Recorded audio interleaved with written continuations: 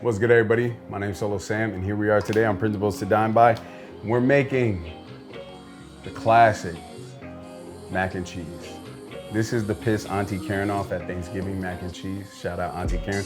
But yeah, this mac and cheese is like a go-to, that oven bake, that like home good Midwest kind of like vibe. But yeah, so right here we got a whole giant block of Velveeta with a stick of butter.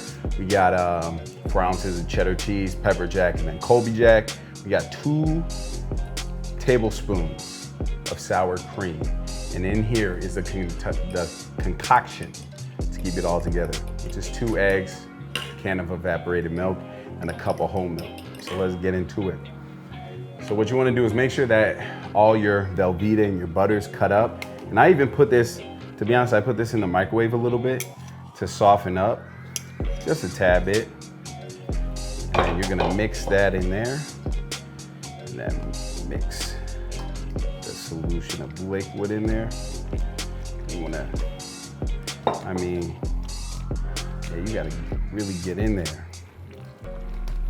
And you know it's good when it sounds like, so right here, we're just mixing it in there. And make sure you get the bigger pieces, just get over some of the milk and butter so that they break down a little. It's cool if it's like not fully broken down when you're mixing it, honestly. I feel like it goes in there, and you make the noodles al dente for a reason. It sucks up some of that liquid.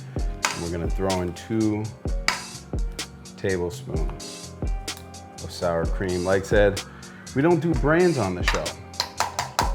You know why. Yeah, just keep mixing it up.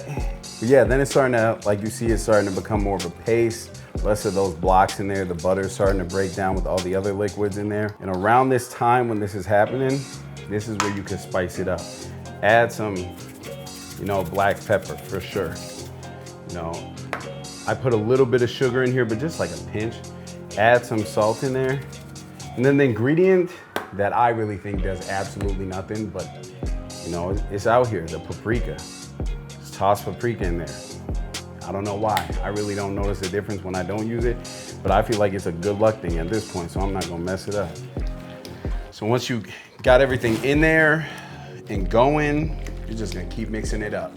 And this is the last steps, is throw that Colby-Jack, and this is kind of my thing, pepperJack, in here. Give it a nice little mix. And then now we're the transfer, one of the most important parts. And then midway in transferring, because this is gonna pick up the whole pan, I literally take some of this cheddar right here and just layer the middle of it. For me, I'm all about the layers. So once you pat that down, make sure it gets to all the corners of it, and then boom, the last pieces of it. So this is the final layering part of the mac and cheese, and this is very important. Everybody loves oven baked mac and cheese when you get that crispy corner, and this is the trick, just push it out. Push some of that excess cheese out to the corner, and last but not least, the top of it. You wanna make sure you have a fine layer, so just go back and forth. There you go, look at that. Look at that. And this is gonna be what makes it crispy, when some of that cheese is touching those corners, and it should be layered enough where, although the mac and cheese is wet, you should be able to touch it and it be dry. So what you wanna do is boom, boom, boom, boom. What I'll do is I'll put it in the oven. It's at like 360. I'll put it in there for half the cooking time.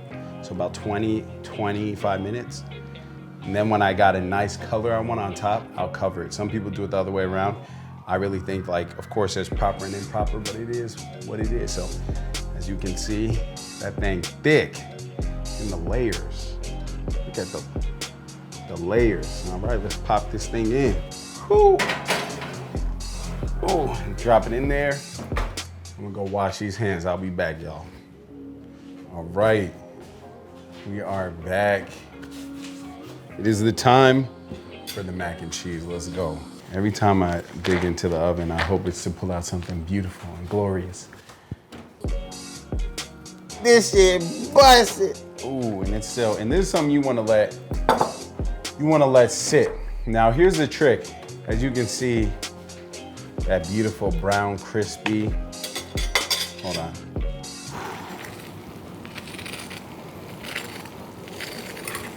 Yeah, it's got all the right colors. So as you can see, it's still boiling. So it's still like wet in there. You kind of want it to dry up so that you could get those clumps of pieces together. But man, that just, oh, see, you already know. Once you could, just right there, that corner, just freely move through that corner, that's one solid block right there. Let's see if we can get all around. Yep. Ooh. Here we go. Like said, if you want it to be more clumped together, you gotta wait, but let's just take a corner piece real quick. Let's see, as you can see how cheesy it is. Let's see this. Look at that, look at that. Look at that, held together right there, top. Ooh, look at that right there. That's beautiful. I'm gonna blow this real quick and take a bite. I know it's gonna be hot, but let me put this down low key. But, Auntie Karen would be pissed. This, yo, y'all must be good luck, because this damn near is the best mac and cheese I've made in general. Ooh.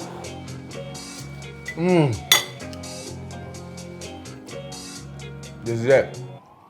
This is a make Auntie Karen mad at Thanksgiving mac and cheese. And like, one principle I gotta give you for this, all about the layering. You want it to be crispy on top. You wanna get those corners. So you gotta layer nicely, push that cheese to the side. But man, look at the cheese. Look at that smoke. Here's exactly what you want, but yeah. Guys, this is that perfect fall weather recipe, but yeah. My name's Solo Sam, these principles to dine by. God damn it, that's hot. All right, I'm out of here. Busting.